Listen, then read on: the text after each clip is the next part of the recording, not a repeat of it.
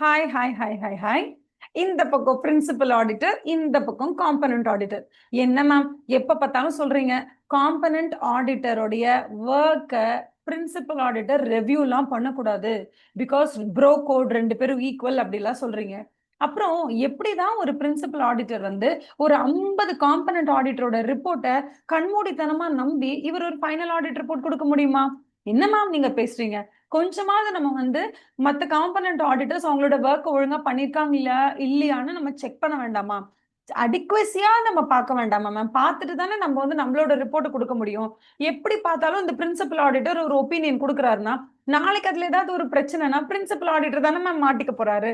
அப்ப அவர் தானே ரொம்ப உஷாரா இருக்கணும். சோ ஒரு காம்பனன்ட் ஆடிட்டரோட work, audit working papers, okay, இதெல்லாம் நீங்க எதுவுமே வாங்கக்கூடாதுன்னு சொல்றீங்க. இப்ப எப்படிதான் செக் பண்றது அப்படின்னு கேட்டா, காம்பனன்ட் ஆடிட்டர் கிட்ட இருந்து ஒரு சம்மரி ஷீட் வாங்க போறீங்க. அந்த சம்மரி ஷீட்ல அவரு அந்த காம்பனன்ட் ஆடிட்டுக்கு என்னென்னலாம் ஆடிட் ப்ரொசீஜர்ஸ் அப்ளை பண்ணாரோ அதோட சம்மரி ஷீட் உங்களுக்கு கொடுப்பார். அதை நீங்க ரெவியூ பண்ணிக்கலாம்.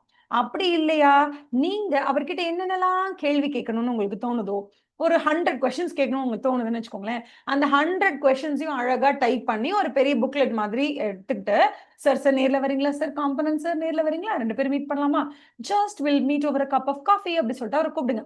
ஃப்ரீயா இருந்தா வருவாரு, இல்லைன்னா வரமாட்டாரு. வந்தாருன்னா நேர்ல வந்து அந்த புக்லெட்டை கொடுத்துட்டு, சார் இதுக்கு மட்டும் கொஞ்சம் எஸ் ஆர் நோ போட்டு எல்லாம் ஆன்சர் பண்ணி கொடுங்க.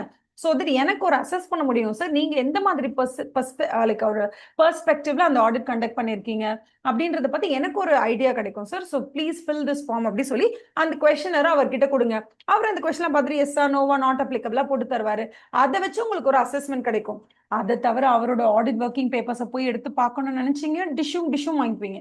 ஓகேவா? That is not at all possible. ஓகேவா?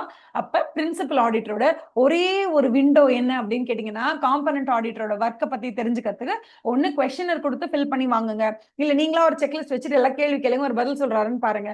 அப்படியும் இல்லையா, அவர்கிட்ட இருந்து summary of all the audit procedures that he has applied அதை கேட்டு வாங்கிக்கோங்க. நேர்ல வந்தாருன்னா மீட் பண்ணுங்க, தாராளமா மீட் பண்ணலாம். நேர்ல மீட் பண்ணக்கூடாதுன்னு எதுவுமே கிடையாது. You can meet the component auditor, you can ask him to meet you, no problem. Suppose அவர் பிஸியா இருந்தாருன்னா ஜூம்ல மீட் பண்ணுங்க. அப்படி இல்லைன்னா ஒரு வாட்ஸ்அப் கால், அப்படி இல்லைன்னா ஒரு கால் பண்ணுங்க, இல்ல மெசேஜ் பண்ணுங்க. எப்படியாவது நீங்க ரீச் அவுட் பண்ணுங்க. ரீச் அவுட் பண்ணக்கூடாதுன்னு யாருமே உங்களை சொல்லல.